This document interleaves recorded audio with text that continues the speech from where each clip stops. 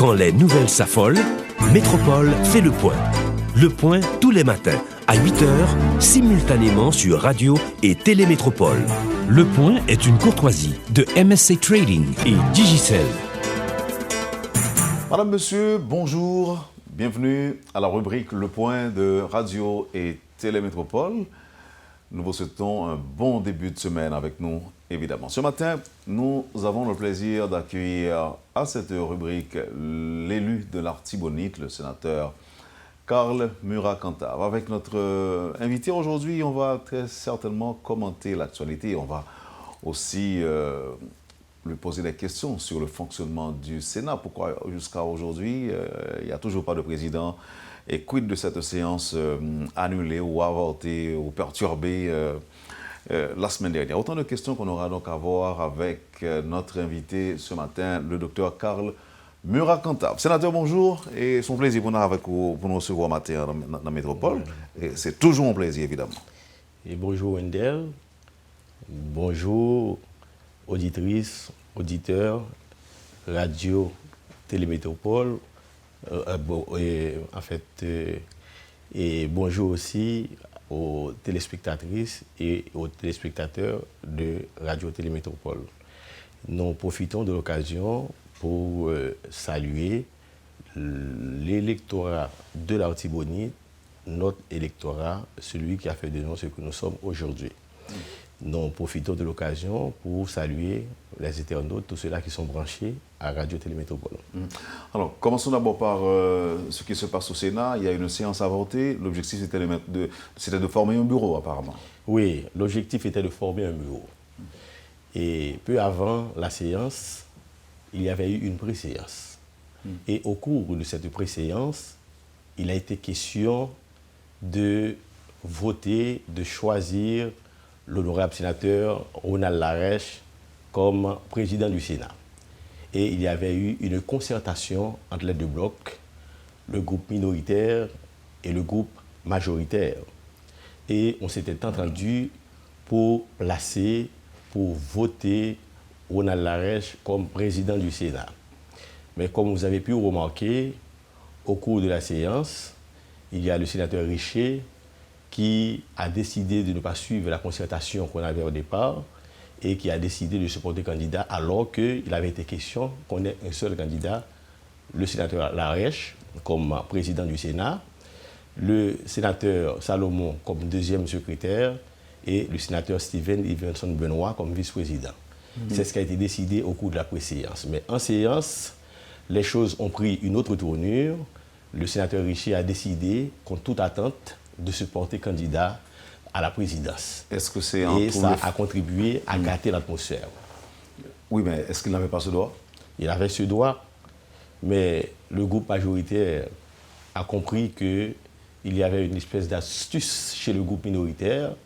Il pensait qu'on n'était pas sérieux, qu'on n'était pas sincère, qu'on ne voulait pas de Lareche réellement et qu'on voulait, je dirais, souterrainement supporter le sénateur Richer. Alors qu'il n'en était pas question. Il était question au niveau du groupe minoritaire de s'allier avec le groupe majoritaire pour doter le Sénat, enfin, d'un président, et ceci pour régler une fois pour toutes et désormais la question de dysfonctionnement au niveau du Sénat. Mais comment résoudre ce problème et comment prendre certaines décisions importantes concernant la République, évidemment, quand vous n'arrivez pas à mettre de l'ordre chez vous, sénateur? Je crois que le problème qui se pose aujourd'hui au niveau du Sénat, c'est un problème d'intérêt. La politique est un jeu d'intérêt.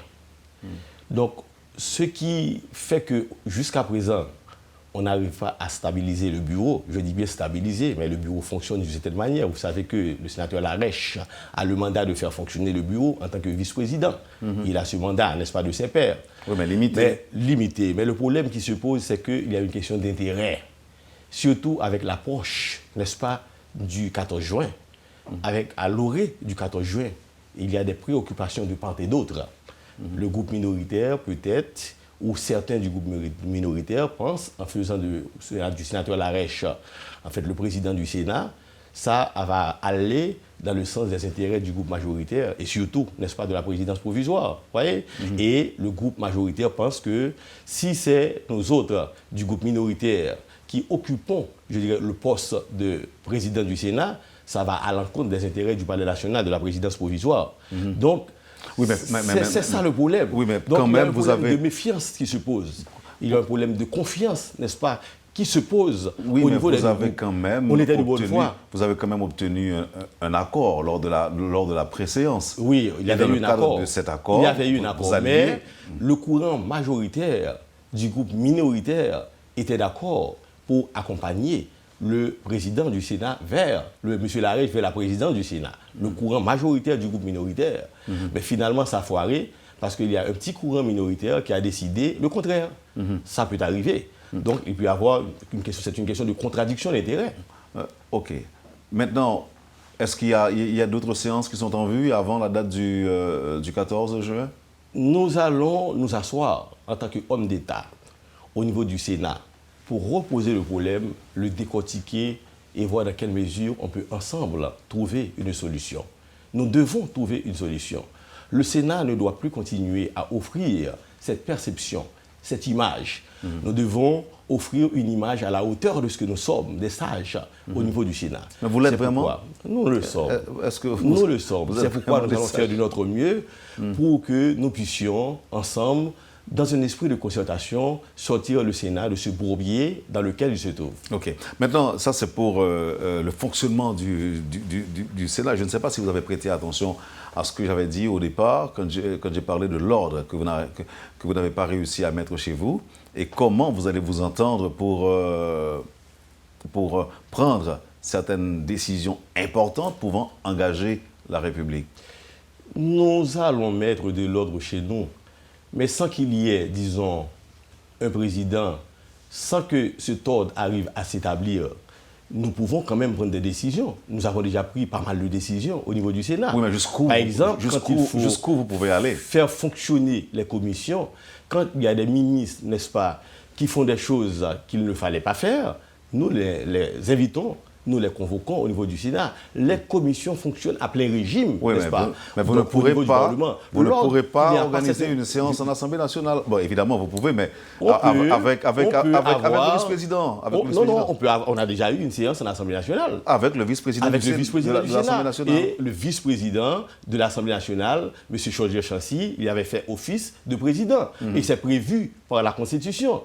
Donc, ça ne va pas vraiment déranger. Pourquoi? Parce que il faut résoudre, je dirais, cette question d'intérêt, OK? Et ceci à l'approche du 14 juin. C'est là le problème. Mais vous n'allez pas réussir. Mais je crois qu'au-delà du 14 juin, on peut arriver à trouver une solution. Parce que les intérêts ne seront plus les mêmes, n'est-ce pas? Donc, et je pense qu'un climat de paix ou le climat de tension qu'il y a actuellement aujourd'hui, ça va s'affaisser et un climat de paix va venir au-delà du 14 juin. Et à partir de ce moment, j'estime qu'on va ensemble trouver la solution appropriée. Dites-nous, sénateur, qu'est-ce qui va se passer le 14 juin? Le 14 juin, le président privé doit partir. Comment? Le 14 juin. Et qui va l'obliger à partir? Parce qu'il n'y a pas de provision légale pour qu'il reste, n'est-ce pas, au pouvoir. L'accord du 5-6 février que nous avons signé était clair. L'accord, n'est-ce pas, est péremptoire. Que dit l'accord? L'accord dit, au niveau de son article 7, la durée du mandat du président provisoire est de 120 jours maximum. Et le cas échéant, l'Assemblée nationale se réunit pour prendre les dispositions qui s'imposent. Vous remarquez bien, vous avez dit au niveau de cette partie, on n'a pas dit au-delà de ces 120 jours, l'Assemblée nationale se réunit pour prendre les dispositions qui s'imposent, ce qui serait une obligation. L'accord dit le cas échéant. Or, je crois qu'il n'y a pas beaucoup de monde qui s'incline à aller chercher au niveau d'un dictionnaire la signification des mots. On fait le plus souvent des significations de contexte. Mais le cas échéant, qu'est-ce que cela signifie? Le cas échéant signifie si nécessaire, ou si le cas se présente. Au besoin, éventuellement, je me demande, est-ce qu'il y a besoin? Est-ce qu'il y a nécessité? Parce que, contrairement au 7 février, au départ du président Martelly, il n'y avait pas de provision constitutionnelle. Mais aujourd'hui, il y a provision et prévision constitutionnelle pour le cas du président Prévert. Pourquoi ? Parce que l'article 149 certains gens vous diront le de contraire. la Constitution Certains gens vous diront dit... le contraire, puisque vous avez déjà violé la Constitution. Eh bien, ce sera le retour relatif à la normalité constitutionnelle. Pourquoi ?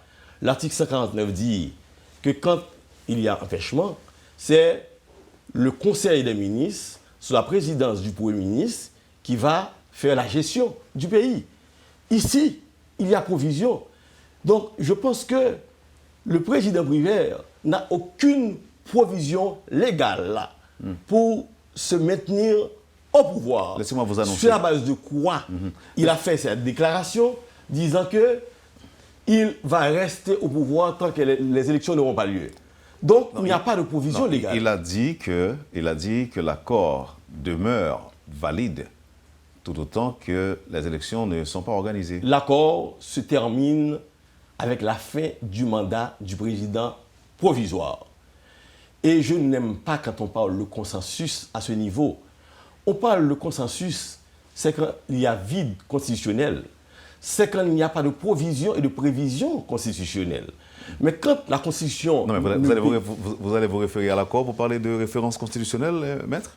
Non, je me réfère à la Constitution. Quand la Constitution bégaye, est en train de bégayer, et que la loi est muette, à partir de ce moment, on peut parler de consensus. Mais ici, on ne peut pas parler de consensus parce que la Constitution prévoit les dispositions qu'il faut prendre. Okay. Or, cette partie de phrase, le cas échéant, l'Assemblée nationale se réunit pour prendre les discussions qui s'imposent, ce n'est pas une condition sine qua non, c'est au besoin.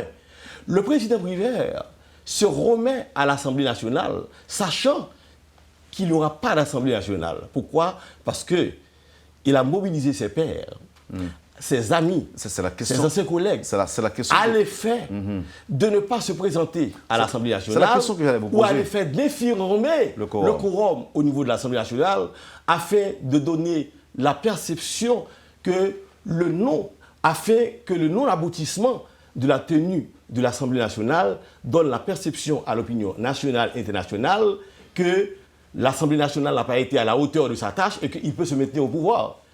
C'est ça. Mais à malin, malin et demi, à bon chat, bon rat, il n'y aura pas d'Assemblée nationale pour constater, je dirais, ce à quoi le président Prévert s'attend. Pourquoi ? Parce qu'on n'en a pas besoin, puisque la Constitution dit ce qu'il faut faire dans ce cas. On parle d'accord, oui, ce sera une simple formalité, s'il doit y avoir un accord, n'est-ce pas ? Ce sera une simple formalité. Non. Parce que même pour l'accord, on n'en a pas besoin. Voilà parce que quand il y a accord, c'est quand, par exemple, on fait un consensus, et le corollaire du consensus, c'est l'accord. Mais ici, la Constitution n'est pas muette. Quelle était l'importance ? La Constitution ne bégaye pas ici. La Constitution dit ce qu'il faut faire. Mais la Constitution existait même avant la signature de l'accord. Oui, parce qu'avant, la Constitution n'avait pas de provision. Il y avait vide avec le président Martelly. Avec le président Prévert, il y aura vide aussi. Mais la différence, c'est qu'on avait un Premier ministre de facto, le Premier ministre Capet, et il n'avait pas d'entrée au Parlement. Donc, il ne pouvait pas avoir la charge, n'est-ce pas, en référence à l'article 149 de la Constitution, de continuer à gérer le pays. C'est différent maintenant. Parce que le Premier ministre Aîné Jean-Charles, il est une émanation du Parlement. Et en tant qu'émanation du Parlement, il a droit d'entrer au niveau du Parlement.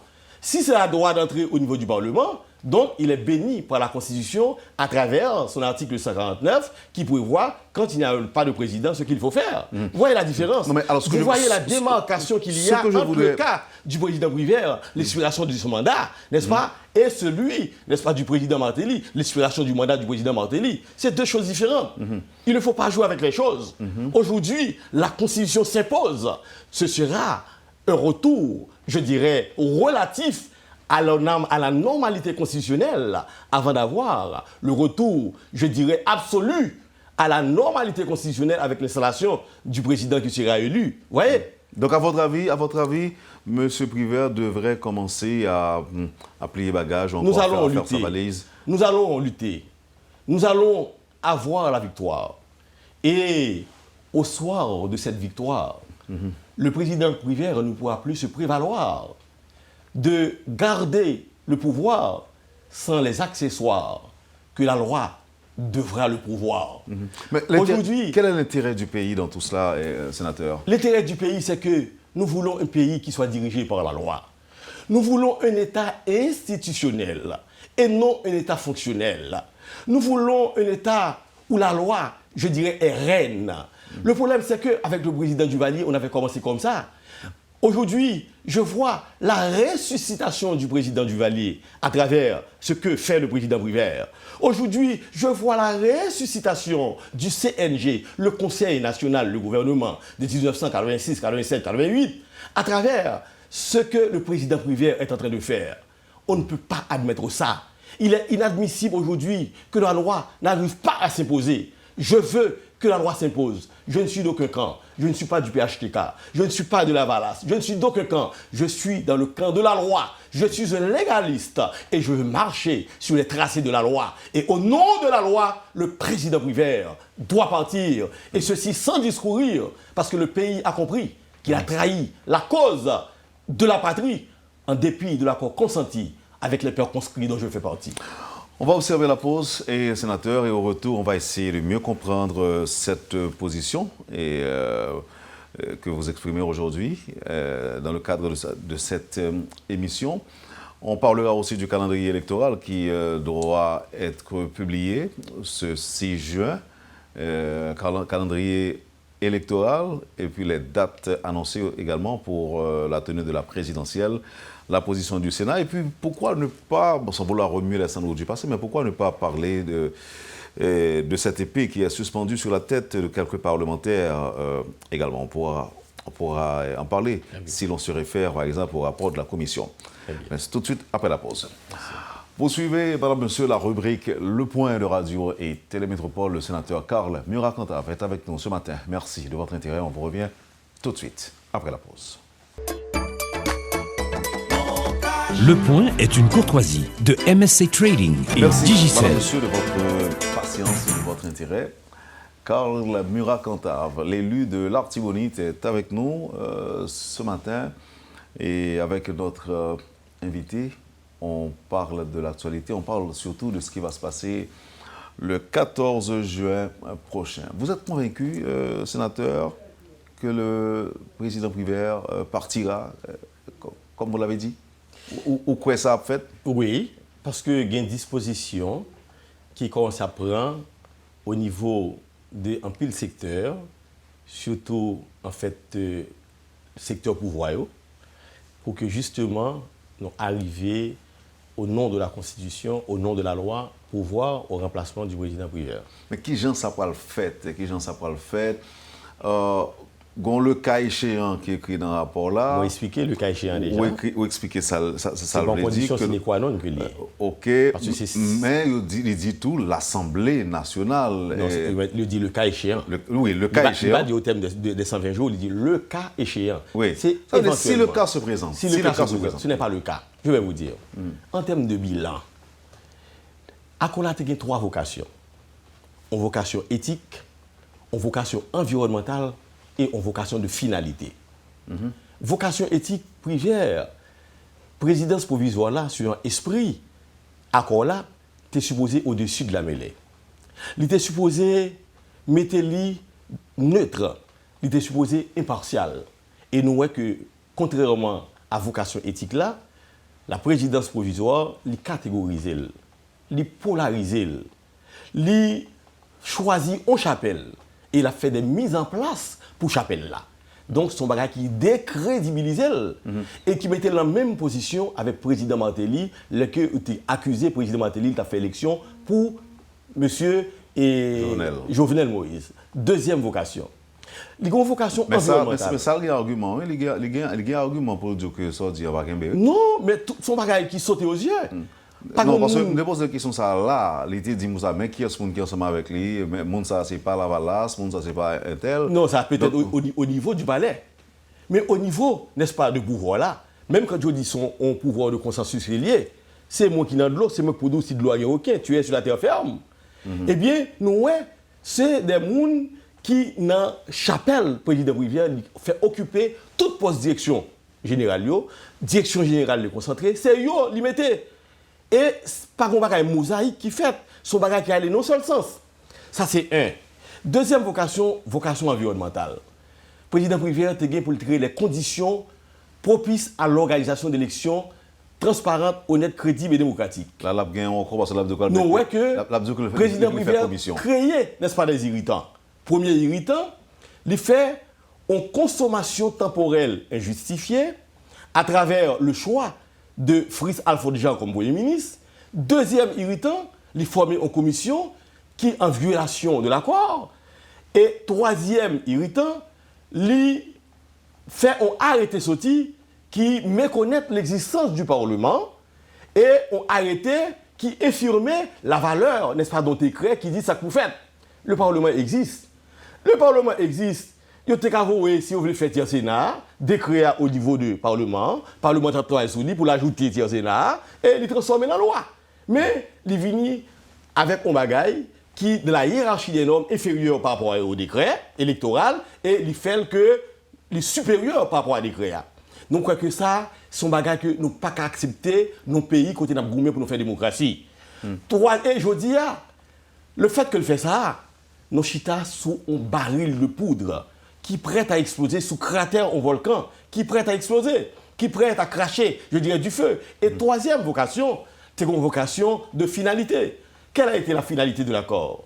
La finalité de l'accord, c'était d'organiser, je dirais, des élections et d'installer, le 14 mai, un président élu. Le 24 mars, il n'y avait pas eu de convocation du peuple en ses comices. Le 24 avril, il n'y avait pas eu d'élection. Le 14 mai, il n'y a pas eu d'installation. Donc, c'est un bilan désastreux. Un bilan, je dirais, de contre-performance. Comment voulez-vous qu'après le 14 juin, au monde qui a un bilan désastreux, quelqu'un qui a fait tout ce qu'il n'avait pas à faire et qui n'a rien fait de ce qu'il avait à faire, comment voulez-vous? Mais il a dit avoir fait. Il dit tout qu'il fait tout ça, il était capable. Mais ce n'est pas vrai. Il était désiré, le Premier ministre attend, nous ne pas voter. Non. Il faut être fin pour comprendre. Moi, je suis un astucieux comme le président Rivière. Alors vous êtes aussi astucieux. Son astuce de gaspillage temporel que le fait. Et quand il est venu avec la commission n'a été prévue nulle part. Oui, mais écoutez, dans l'explication que le bail, il dit que c'est tout secteur dans le pays qui demande pour mettre commission sur pied. Quand vous dites tous les secteurs du pays, les amis de Rivière, au niveau du Parlement, il y a 23 partis politiques qui sont représentés. En 23 partis politiques, le Parlement n'a même pas été à l'invitation qui a été faite pour participer à cette histoire de commission. Le Parlement a boudé. Or, il y a 23 partis politiques qui sont représentés à travers le Parlement. Le Parlement n'a pas été. Le Parlement ne partage pas. Si bien que le rapport conduit aujourd'hui par la Commission n'est pas opposable au Parlement. Et ce rapport n'est pas non plus opposable au CEP. Jodia, ça qu'a fait la Jodia, c'est agenda président privé là qui a appliqué. Regardez Moïse. Oui, mais si politique, son rapport de force que lié, si c'est agenda qui a appliqué, nous-mêmes, ça nous gagne nous-mêmes, pour nous faire camper, ou bien pour nous faire marche arrière, mais retourner sous position. Mais nous avons la loi. Le CEP est passible de haute cour de justice. Or, nous sommes la haute cour de justice. Les CEP a choisi, je vais vous dire, au niveau de la commission, par exemple, dans le rapport commission là, il y a trois perceptions, il y a trois approches qu'on a fait. Une approche de perception, une approche de logique simple, logique quotidienne, et une approche légale. En termes de perception, c'est quoi? C'est un rapport que la commission ça baille, qui est préfabriqué par le président, qui est préfabriqué au niveau du palais. Un rapport qui est commandité par le palais, qui est élaboré par le palais. Donc, c'est un trio qui met ensemble, qui fait un accord, un rapport, et rapport là, on y a, il veut non rapport ça, il veut faire valer rapport là. Oui, mais est-ce que nous pas sur deuxième chose, approche de perception, il y a une approche de logique quotidienne. Je n'arrive pas à comprendre Wendell.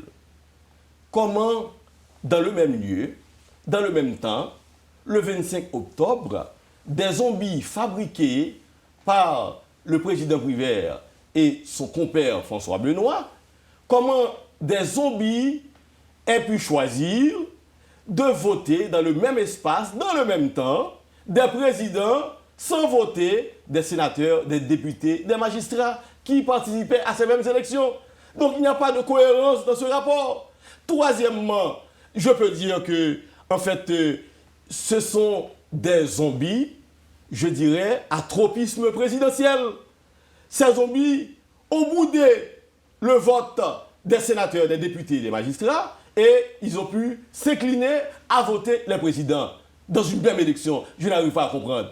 Troisième chose, il y a maintenant une approche légale qu'on peut faire. À travers le rapport de cette commission, qu'est-ce qu'on a dit? On a dit à travers le rapport de cette commission qu'il y a des BCEN qui seront repris. Alors que des BCEN avaient déjà tranché. Des tribunaux suprêmes avaient déjà tranché. Et les décisions ont acquis déjà, la chose souverainement, l'autorité de la chose souverainement jugée. Et voilà, maintenant, le rapport demande que ces BCN soient repris. Deuxièmement, donc ça viole les articles 18.1 et 147.1 du décret électoral. Les arrêts du BCEN ne sont susceptibles d'aucun recours, toujours approche légale. Au niveau de la Constitution, l'article 108 de la Constitution est aussi violé. Comment? Parce que l'article 108 dit « Chaque chambre vérifie et valide le pouvoir de ses membres et juge les contestations, souverainement les contestations qui s'élèvent à ce sujet. Je n'arrive pas à comprendre comment le CEP peut se permettre d'appliquer des recommandations qui sont aussi illégales. Donc le CEP sera passible de haute cour de justice. Et je ne badine pas, je ne plaisante pas. Je dis au président du CEP, M. Bélanger, de se reprendre. Il s'est taillé une réputation pendant plusieurs années. Il s'est donné un nom pendant plusieurs années. Et aujourd'hui, il est en train de se ravaler à la hauteur des caniveaux. Je suis en train de le chercher au sommet de la cathédrale. Mais il est à mes pieds, au niveau du pavé des perrons. Je ne peux pas comprendre qu'un homme comme Bélanger ait pu arriver à se ravaler à ce niveau. Il s'est transformé en sbire du président Privert. Il s'est transformé en valet, n'est-ce pas, du palais national. C'est pas trop fort. Pour exécuter littéralement l'agenda du président Privert. Vous voyez l'articulation qu'il y a entre l'agenda du président Privert, la commission, n'est-ce pas, et les actes posés par le président du CEP. Donc il faut comprendre cette articulation curieuse qu'il y a entre ces trois entités, entre ces trois compères, entre ce trio de malfaiteurs. Le président Privert, M. François Benoît et M. Léopold Bélanger. Nous autres, au niveau du Parlement, nous allons prendre les décisions qui s'imposent. Premièrement, nous allons attaquer en justice l'arrêté illégal du président Privert qui méconnaît l'existence du Parlement. Un arrêté, c'est un acte administratif. Un arrêté, c'est aussi un acte politico-juridique. Et puis, à travers la Cour supérieure des comptes et du contentieux administratif, nous allons attaquer l'aspect administratif. Et avec l'accusé de réception, nous allons maintenant, par devant le tribunal des référés, attaquer cette décision du président Privert, n'est-ce pas, de faire appliquer cet arrêté. Et vous allez voir, nous allons gagner. Et quand le tribunal se sera prononcé, ce sera la fin, je dirais, de cet arrêté. Et aussi, nous devons dire au président Bélanger et aux membres du CEP en général, qui sont en train d'exécuter l'agenda du président Privert, que nous sommes la haute cour de justice au niveau du Parlement. Nous allons mettre en accusation les membres du CEP au niveau, n'est-ce pas, de la Chambre des députés. Vous allez pouvoir le faire. Et nous autres, au niveau du Sénat, nous allons siéger, n'est-ce pas, pour faire valoir, n'est-ce pas, ces accusations comme haute cour de justice. Et on aura raison de ces gens. Parce qu'il faut qu'on trace un exemple. Le pays ne peut plus continuer à fonctionner de cette manière, en chapelle, en partisan. Il faut que la loi prime. Il faut que la loi s'impose. Et c'est ce que nous allons faire. Cet exemple que nous allons tracer au niveau du Parlement. Mais dites-nous, sénateur, j'ai parlé tantôt d'épée qui est suspendue sur la tête de plusieurs parlementaires. On projette également de revoir le processus d'élection ou encore d'éligibilité de quelques-uns de vos collègues. Ça relève du délire, Wendell. ça relève de la démence, Wendell. Parce que l'article 108, on n'a plus affaire à des élus, on a affaire à des parlementaires. Chaque chambre vérifie et valide le pouvoir de ses membres. Même s'ils sont mal élus ou sénateurs? On ne parle plus d'élus. Maintenant, nous avons des parlementaires. Le président Privert est mal élu. Ces gens sont participés à l'élection du président Privert. Ces gens sont participés à l'émanation, je dirais, de la primature du Parlement. Et ces gens ont participé, n'est-ce pas, à faire du CEP ce qu'il est aujourd'hui. Ce sont des entités, des organes qui émanent du Parlement. Comment arriver, n'est-ce pas, à créer des entités et que ces entités, maintenant, de leur côté, sont en train de mettre en question des gens qui ont participé à faire de ce qu'ils sont. Disons, à faire d'elles ce qu'elles sont. Donc, c'est nettement impossible. Au niveau du Parlement, personne ne bougera. Je vous donne ma parole, parole de scout, Wendell. Personne ne bougera. Parce qu'on ne peut pas prendre des décisions en violation de la Constitution du 29 mars 1947 amendée. La Constitution est claire à travers l'article 108. On n'aura pas à, je dirais, remercier des parlementaires qui sont déjà en siège, qui ont déjà posé des actions, qui actuellement sont en train de servir le pays. Vous allez intenter une action en justice contre le Conseil électoral et l'avenir du calendrier électoral qui sera rendu public aujourd'hui. Attendons voir. Le président Privert ne sera plus là le 13.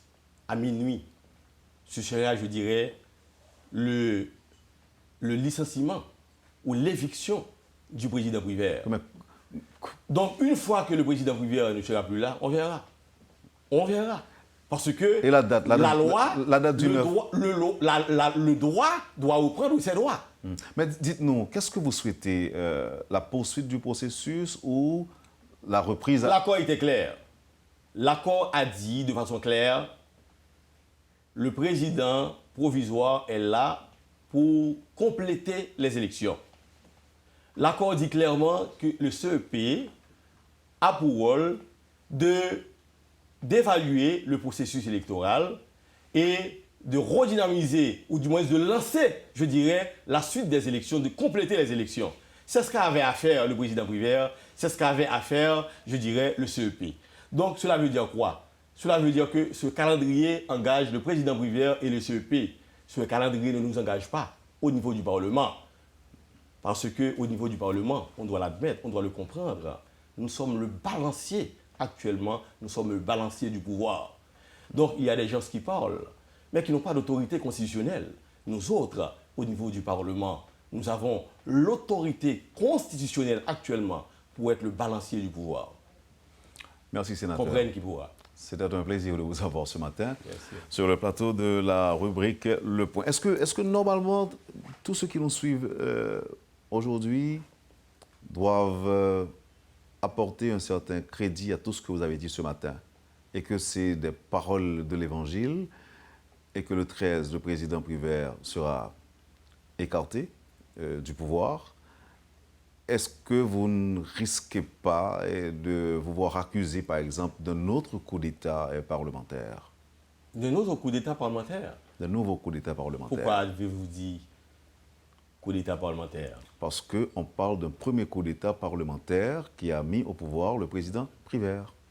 Je voulais te l'entendre dire toi-même. C'était effectivement un coup d'État. Et je crois que... Donc vous êtes prêt encore à réaliser un autre coup d'État? Je crois qu'il n'y aura pas de réédition, n'est-ce pas, de ce coup d'État. Parce que les convictions sont formées au niveau du Parlement. Et aujourd'hui, nous sommes pour le retour, n'est-ce pas, à l'application de la loi. La loi est violée, la loi est trahie, la loi est grippée par la présidence provisoire. Justement, sénateur, nous allons traiter cette grippe et permettre qu'il y ait retour, je dirais, à l'application de la loi. Est-ce que vous ne craignez pas qu'il y ait une suite successive de présidents provisoires? Il n'y aura pas de président provisoire? Il n'y aura pas de président provisoire parce que la Constitution est claire.